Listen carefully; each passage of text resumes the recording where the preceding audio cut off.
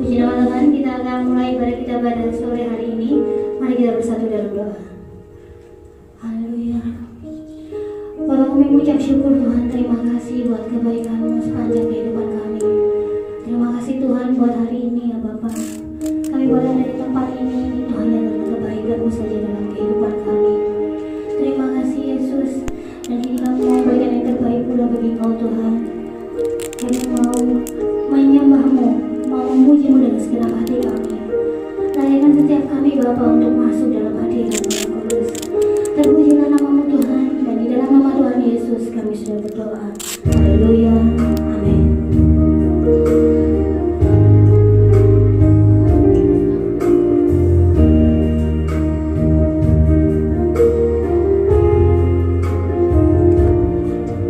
Bapakku datang untuk menyembah, Kau nyatakan Kau yang bertata dalam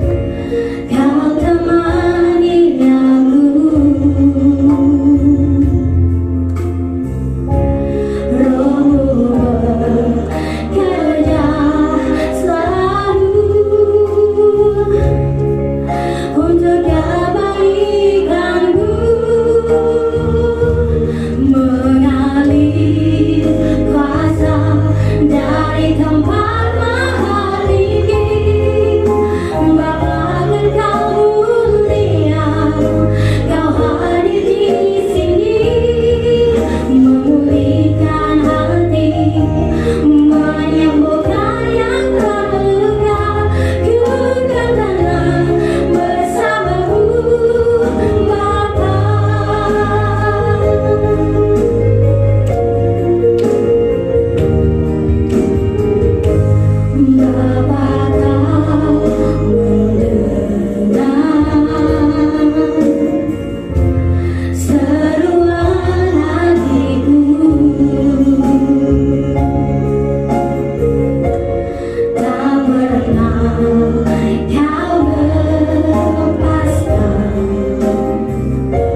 Dari kasih-Mu,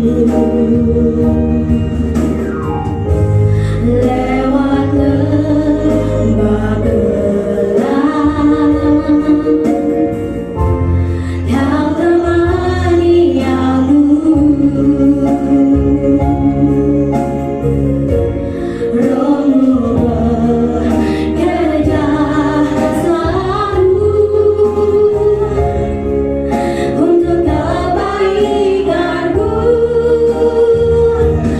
mengalir kuasa dari tempat mahal tinggi. Bapa Engkau mulia, Kau hadir di sini, memulihkan hati, menyembuhkan yang terluka. Ku kan tenang bersamamu, Bapa. Mengalir kuasa dari tempat mahal tinggi. Bapa Engkau mulia, Kau hadir di sini, memulihkan hati, menyembuhkan yang terluka. Ku kan tenang bersamamu, Bapa. Mengalir kuasa dari tempat mahal tinggi. Bapa Engkau mulia, Kau hadir di sini, memulihkan hati, menyembuhkan yang terluka. Ku kan tenang bersamamu, Bapa. Mengalir kuasa dari tempat mahal tinggi. Bapa Engkau mulia, Kau hadir di sini, memulihkan hati, mari semua benar-benar berdiri. Bersamamu, Bapa. Mengalir kuasa dari tempat mahal tinggi. Bapa Engkau mulia, Kau hadir di sini, memulihkan hati, menyembuhkan yang terluka. Ku kan tenang bersamamu, Bapa. Mengalir kuasa dari tempat mahal tinggi. Bapa Engkau mulia, Kau hadir di sini, memulihkan hati, menyembuhkan yang terluka. Ku kan tenang bersamamu, Bapa. Ku kan tenang bersamamu, Bapa. Ku kan tenang bersamamu,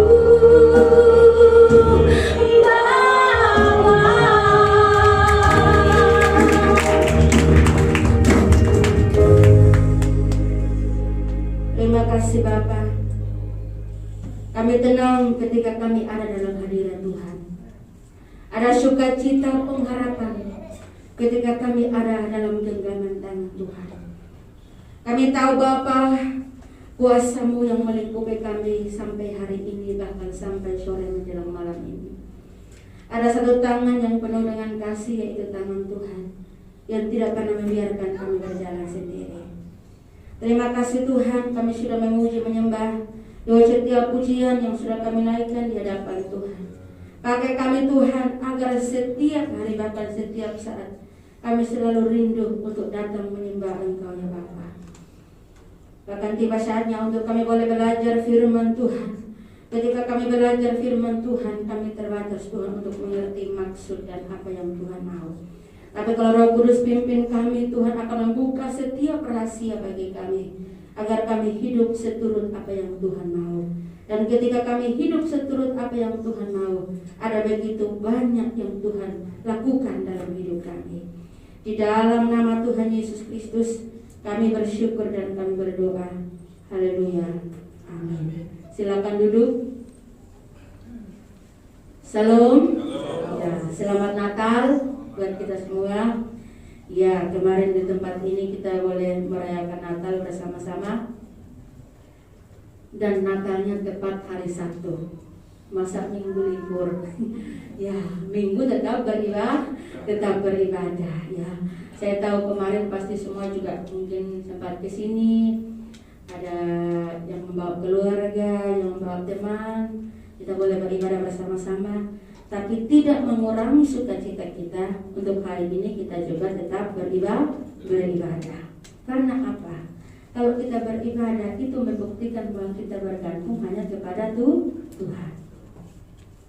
Kalau kita nggak pernah datang kepada Tuhan, itu seolah-olah kita bilang Tuhan saya mampu tanpa Tuhan. Tapi kalau kita mengutamakan Tuhan, itu berarti kita katakan kita butuh Tuhan.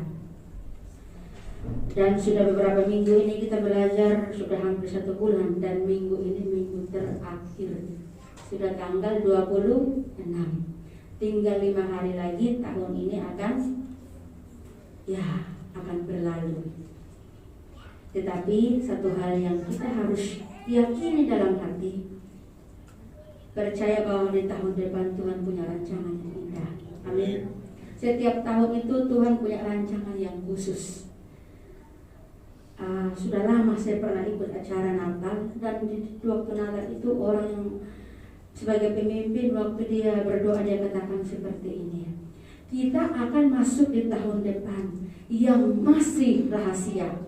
Ini yang biasanya membuat kita semakin penasaran. Ya. Tuhan itu bukan membuat kita penasaran, tetapi kalau kita sampai tahu, berarti Dia berhenti menjadi Allah yang Maha Kuasa. Kita ini terbatas, hanya Tuhan yang tahu.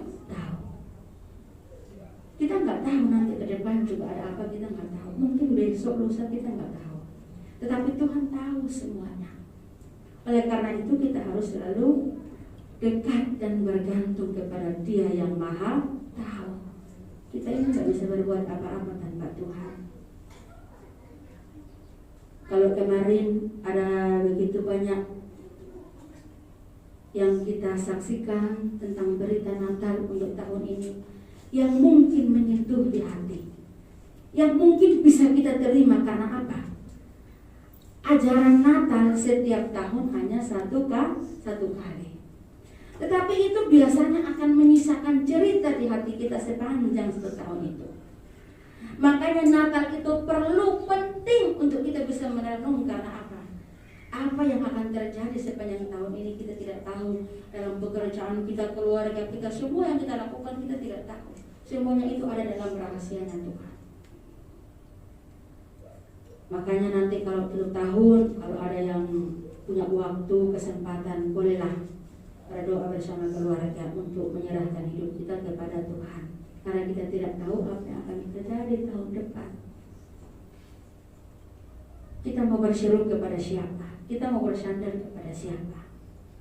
Contoh kalau kita ada di tengah laut, kapalnya tenggelam, kita mau ngapain? Apalagi yang tidak bisa berenang, tinggal kayak batu masuk ke dalam. Nggak usah di laut, di kolam aja sudah nggak bisa ngapa-ngapain. Mau tes nanti coba Saya sudah pernah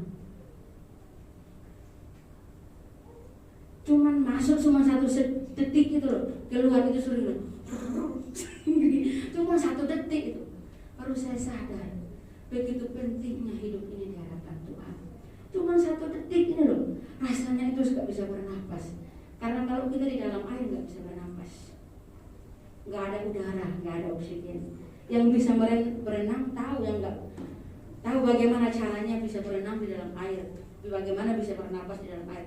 Tapi yang gak bisa berenang, yang menyerah, gak bisa ngapa-ngapain. Dan saya percaya bahwa ketika Tuhan datang ke dalam dunia ini mengubah sejarah. Sejarah itu artinya apa? Semua itu Tuhan yang ambil alih. Tuhan membuktikan hanya Dia yang bisa atur semuanya ini. Kita ini nggak bisa. Jangankan mengatur semuanya ini, mengatur diri kita kadang-kadang juga susah, butuh Tuhan. Apalagi ngatur segala sesuatu. Mungkin dalam rumah tangga, suami istri, anak-anak, untuk bisa mengatur ini kita nggak bisa. Hanya Tuhan yang bisa membantu. Gak bisa. Coba kalau kita punya anak-anak, apalagi yang sudah agak besar, sudah remaja, itu susah. Jangankan sudah agak besar, Joshua itu loh, sudah pintar jawab, masih umur 5 tahun. Kalau dinasihatin loh, kadang-kadang jawabannya itu membuat saya kaget, tahu dari mana coba. Ya, ininya sudah dapat dari mana coba kepintaran segitu bisa jawab. Saya teringat dulu tuh Jeffrey tuh masih kecil kalau pergi bersama saya sama Ibu Emi. Tapi Ibu Emi ngomong gini loh, Jeffrey itu kan suka nonton SpongeBob gitu loh. Jawab sama mamanya, mama ini cara harus kayak Tuan Crab katanya. Saya itu dulu gak mengerti. Saya bilang gini, masa sih? Setelah saya punya anak baru tahu. Ternyata kayak gitu ya, baru 5 tahun bisa jawab. Saya dulu kan masih remaja, gak ngerti SpongeBob itu kayak apa, Tuan Crab kayak apa. Setelah saya punya baru tahu, ternyata gitu ya. Makanya kalau belum mengalami jangan ngomong kalau sudah tahu. Kalau sudah tahu garam itu asin baru bisa ngomong ya. Kalau kita sudah tahu Tuhan itu seperti apa baru bisa ngomong. Kalau nggak tahu belum bisa. Kita akan lihat firman Tuhan dalam Lukas pasal yang kedua. Kita akan baca ada beberapa ayat di situ. Lukas pasal yang kedua. Ayat ini tidak asing bagi kita. Ya. Kita baca ayat yang pertama sampai ayat yang ke-7 dulu. Ya, kita sama-sama membacanya ya. Bapak Ibu bisa bantu saya baca. Kelahiran Yesus 1, 2, 3. Pada waktu itu Kaisar Agustus mengeluarkan suatu perintah menyuruh mendaftarkan semua orang di seluruh dunia. Inilah pendaftaran yang pertama kali diadakan sewaktu Quirinius menjadi wali negeri di Syria. Maka pergilah semua orang mendaftarkan diri masing-masing di kotanya sendiri. Demikian juga Yusuf pergi dari kota Nazaret ke Galilea di Yudea, ke kota Daud yang bernama Betlehem, karena ia berasal dari keluarga dan keturunan Daud, supaya didaftarkan bersama-sama dengan Maria tunangannya yang sedang mengandung. Ketika mereka di situ, tibalah waktunya bagi Maria untuk bersalin, dan ia melahirkan seorang anak laki-laki, anaknya yang sulung. Lalu dibungkusnya dengan lambin dan dibaringkannya di dalam palungan, karena tidak ada tempat bagi mereka di rumah penginapan. Ini ada sedikit sejarah yang mencerminkan bagaimana peristiwa yang sesungguhnya ketika Tuhan datang ke dalam dunia. Dan ternyata kenapa Yusuf harus pergi ke Betlehem, kota Daud? Karena memang dia dari sana. Kalau dulu sensus penduduk, contoh sekarang seperti KTP. Kalau yang sekarang sudah 2 tahun ini bukan KTP, tapi kartu apa? Vaksin. Kalau nggak ada itu nggak bisa kemana mana. Ya, itu identitas. Ya.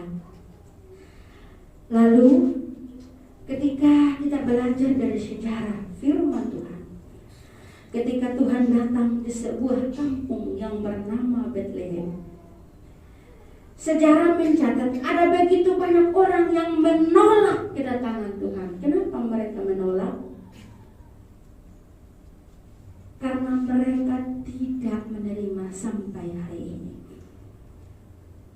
Dan sejarah juga menunjukkan bahwa ada begitu banyak pemimpin juga yang menolak kedatangan Tuhan. Bahkan Alkitab mencatat mereka orang-orang yang sejarah hidupnya rusak di hadapan Tuhan. Mereka menolak. Sebagai pemimpin contoh Herodes. Bapak Ibu kalau belajar sejarah ada begitu banyak orang-orang yang sebagai pemimpin tapi berhati jahat. Kalau pemimpinnya sudah jahat, bagaimana anak buahnya atau rakyatnya? Mereka sudah menolak Tuhan. Kenapa sampai mereka menolak? Akhirnya Tuhan harus lahir di mana? Di kandang domba. Itu artinya apa? Mereka menolak sampai Tuhan lahir di tempat yang terhina, yang tidak dianggap. Di pandangan manusia kan tidak mungkin. Kalau mungkin melahirkan di mobil karena terlambat itu mah mungkin biasa, karena orang melahirkan tidak bisa ditunda. Ya, gak bisa. Nanti besok aja gak bisa. Makanya sekalipun Yusuf dan Maria malam itu tidak dapat tempat, mau tidak mau Yesus harus lahir. Bahkan di dalam sejarah ketika Tuhan datang ke dalam dunia, ada begitu banyak pemikir-pemikir yang memiliki hati jahat. Mereka ingin untuk menghambat setiap pengikut-pengikut daripada Kristus. Bahkan semua rencana mereka, sejarah mencatat, semua yang mereka rencanakan gagal total sampai hari ini. Makanya jangan kita punya pikiran yang jahat. Kebanyakan gagal. Dari firman Tuhan ini saya mulai berdoa, Tuhan, jangan sampai saya punya pikiran yang jahat, karena ujung-ujungnya nanti gagal. Jadi berita Natal ketika datang kepada kita, Tuhan datang untuk ingin menyentuh setiap hati yang sulit dibentuk. Tuhan mau luruskan. Makanya sebetulnya Yesus dan Yohanes itu sama. Yohanes lahir duluan, bahkan Yohanes itu sering berteriak-teriak tentang pertobatan. Kalau Bapak Ibu baca ayat-ayat sebelumnya itu, Yohanes itu bahkan sampai ngomong gini, luruskanlah jalan bagi Tuhan. Lurus, tak boleh bengkok. Amin. Tuhan datang kepada dunia ini, bahkan kepada kita semua, ingin supaya semua itu jadi lurus, adil dan benar. Tidak ada yang tersembunyi di hadapan Tuhan. Kadang-kadang kita berpikir, nggak apa-apa, saya bermain sedikit-sedikit toh nggak ada yang lihat kok. Nggak bisa. Mata Tuhan itu ada di segala tempat, kata firman Tuhan. Kalau kemarin berita Natal itu bercerita tentang Dia itu Immanuel, Allah beserta kita. Di mana-mana Tuhan tahu. Mau di tempat yang besar, tempat yang kecil, tempat yang terang, tempat yang gelap, Tuhan tahu. Kalau sampai Tuhan nggak tahu, berarti pangkatnya, identitas yang Tuhan kasih sebagai Immanuel gagal. Dia Allah yang Maha Tahu. Jangan kira saya sembunyi-sembunyi kok, nggak ada yang tahu. Biasanya kalau kita melakukan kesalahan, kadang-kadang hati nurani ini nggak bisa tenang. Mungkin malam nggak bisa tidur. Pernah alami? Kadang-kadang di jalan itu gelisah, kenapa ya kok saya bisa melakukan itu? Kenapa dan kenapa? Itu artinya apa? Tuhan mulai menyentuh. Jangan. Tapi kadang-kadang kita sebagai manusia lebih enak melakukan itu daripada yang Tuhan mau. Karena kadang-kadang yang Tuhan mau itu simpel, tapi agak sulit bagi manusia. Kenapa? Karena manusia punya keinginan. Bahkan di dalam sejarah-sejarah menceritakan ketika Tuhan datang ke dalam dunia, ada begitu banyak penderitaan yang dialami. lahir di kandang domba di Bethlehem. Saya percaya pasti malam itu, makanya ada malam kudus. Itu ada kata-kata ayah dan bunda berjaga terus. Saya percaya sepanjang malam itu pasti Yusuf dan Maria tidak tidur sekalipun Tuhan sudah lahir. Karena sebelum Tuhan lahir sudah ada begitu banyak yang menentang. Bahkan firman Tuhan mencatat waktu Yusuf ingin untuk berpisah dengan Maria, Tuhan menampakkan diri lewat mimpi, jangan takut, ambil Maria sebagai istrimu. Jadi ketika Tuhan ada benar-benar bersama dengan mereka, saya percaya Yusuf pasti nggak tenang, mungkin dia lebih takut. Kalau ada apa-apa bagaimana? Kadang-kadang kita ikut Tuhan, Tuhan sudah percayakan kita sesuatu, kadang-kadang kita juga takut. Sanggup nggak saya bisa menjalani? Secara manusia yang lemah, ada rasa takut dalam hati ini. Bisa nggak saya bisa menjalani? Karena ada begitu banyak orang ngomong bisa, tapi pada akhirnya gagal. Ada begitu beribu-ribu mulut katakan bisa, tetapi dalam melakukannya perjalanannya ada begitu banyak orang yang tidak bisa. Makanya kadang-kadang kalau kita ngomong, ada begitu banyak orang akan katakan komitmen, saya pasti bisa, saya bisa. Saya percaya orang itu pasti pertama dia akan kabur, karena dia akan meyakinkan. Karena tidak segampang yang dibicarakan. Harus bayar harga. Seluruh dunia akan tahu bahwa Tuhan itu lahir di Bethlehem. Bahkan Tuhan lahir di kandang domba. Kalau Natal tahun ini kita akan bertanya baliknya, mumpung masih tanggal 26. Kalau sekarang Tuhan mau lahir, kita akan pilih Tuhan mau lahir di mana. Yesus lahir di mana. Semua orang akan pilih Tuhan lahir dalam hidup saya. Tuhan lahir di hati saya. Tuhan lahir di rumah saya. Mungkin semua orang akan berkata begitu. Tetapi sejarah membuktikan malam itu, ketika Yesus lahir, ada begitu banyak orang menolak.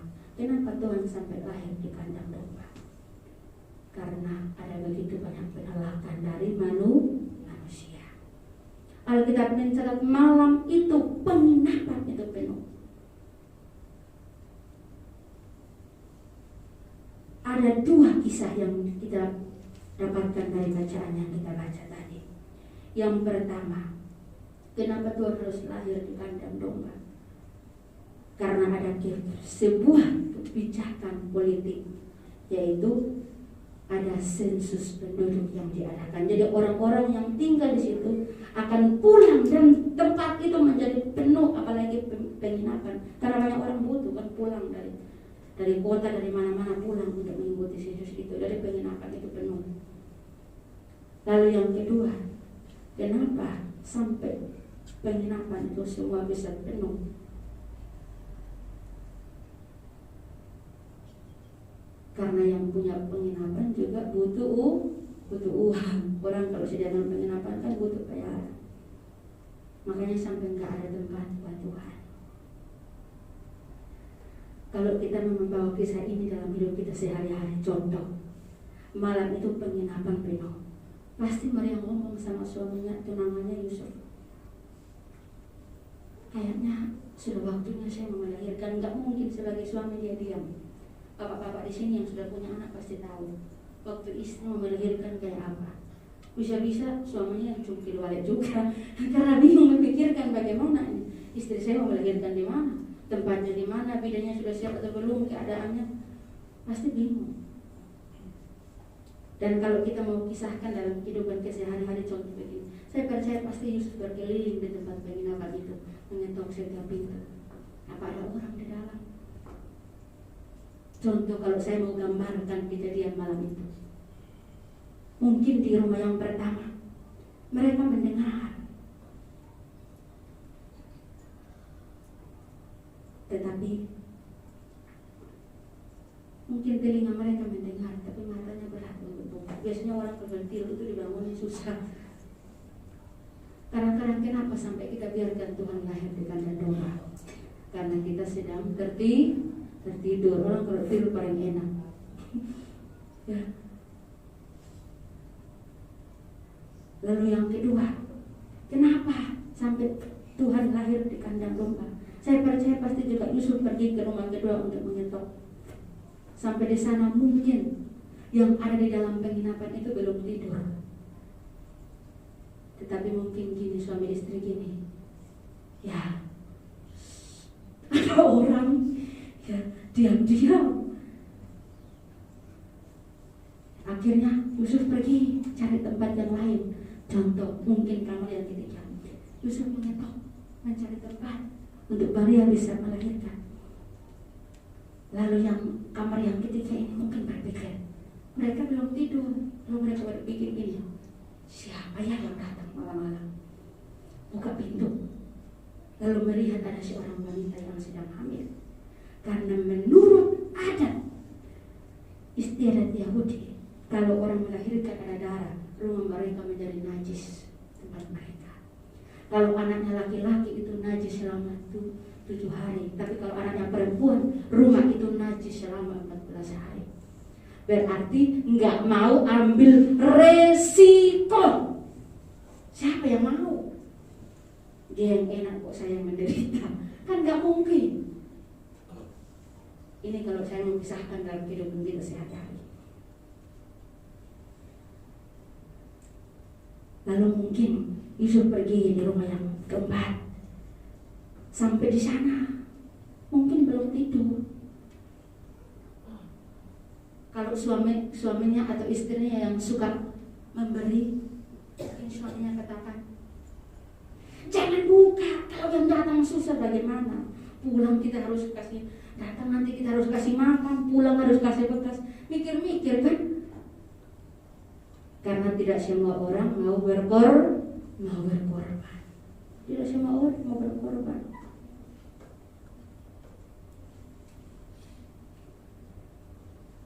Dari cerita ini, dari kisah yang kita dapat dari 4 cerita ini, kalau kita mau kisahkan dalam hati kita, kadang-kadang kebanyakan acara Natal meninggalkan banyak persoalan dan perselisihan. Karena apa? Saya mau ini tapi dia maunya itu. Biasanya kalau Natal gini kan suami istri pilih baju aja bisa gegeran. Natal itu rasanya itu gimana ya? Jangankan pilih baju, mungkin pilih menunya untuk acara Natal. Yang istri pilih yang kue, yang suami pilih daging, ini gegeran. Gak jadi belanja Natal ini. Yang tertawa pernah mengalami ya. Kalau di orang Indonesia bagian timur, kalau Natal gini spanduk besar gini. Biasanya kalau suami lagi berdiri di depan rumah, istri datang dari belakang. Ngomongnya begini, halo sayang, jangan lupa kasih uang buat kue Natal. Ya ngomongnya enak, tapi endingnya gak enak. Dia bilang apa? Halo sayang, enak, jangan lupa kasih uang buat kue Natal dan teman-teman. Ya, nah ini loh yang biasanya ini bikin geger. Jadi artinya apa? Tuhan itu kadang-kadang kita biarkan lahir di kandang karena kita belum mau. Kita sibuk dengan urusan kita sendiri banyak.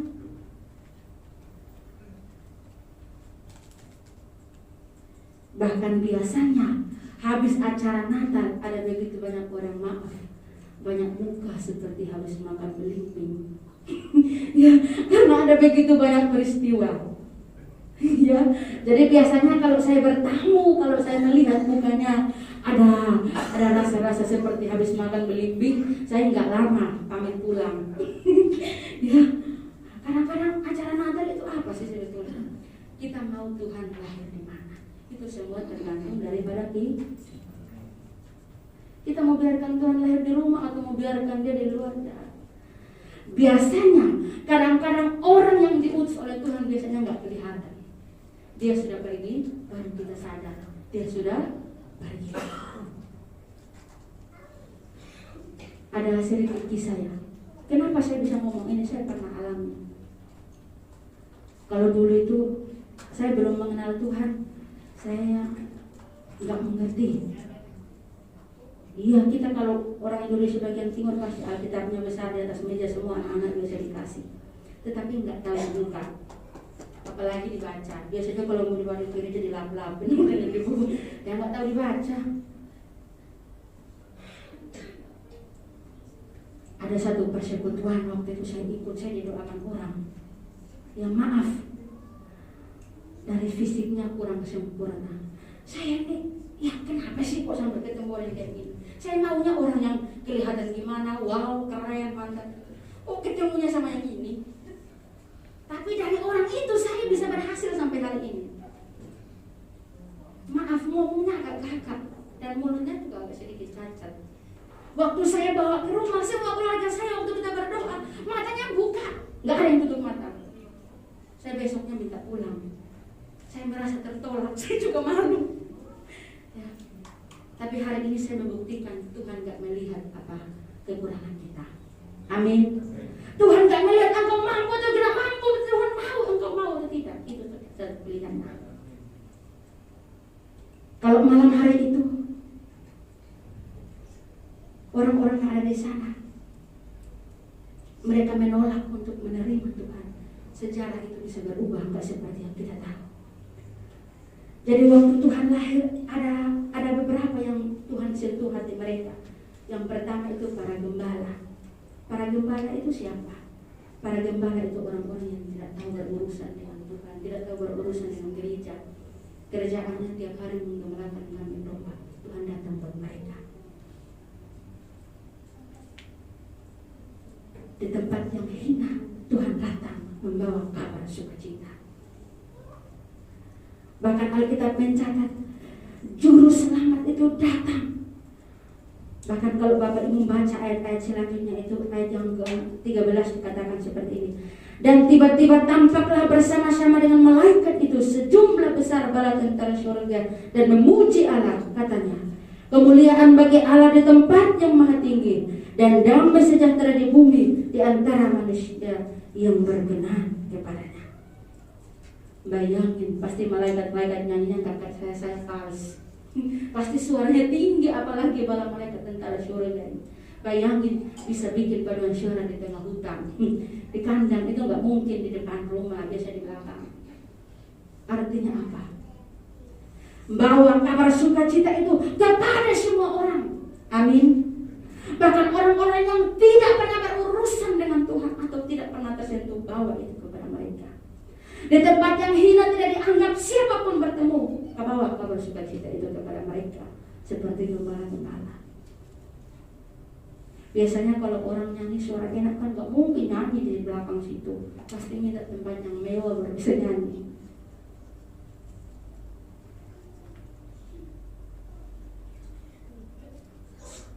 Lalu ternyata Tuhan datang dengan satu tanda ajaib, yaitu kasih yang tidak membedakan.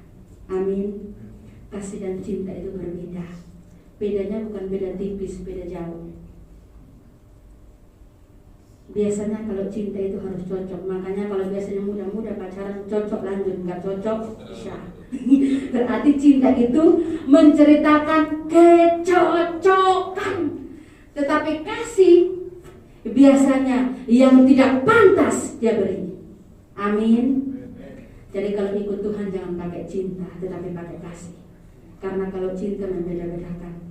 Biasanya orang kalau pacaran kan lihat dari ujung rambut sampai telapak kaki, dari telapak kaki sampai ujung rambut. Tetapi kalau kasih nggak lihat itu. Biarkan Natal pada tahun ini kita merayakan dengan penuh kasih di hadapan Tuhan.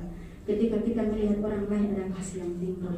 Ketika kita melihat istri, melihat anak-anak kita, melihat suami, ada kasih yang timbul dari hati kita. Sapa mereka dengan kasih itu, supaya kemanapun kita pergi, damai sejahtera itu tersalurkan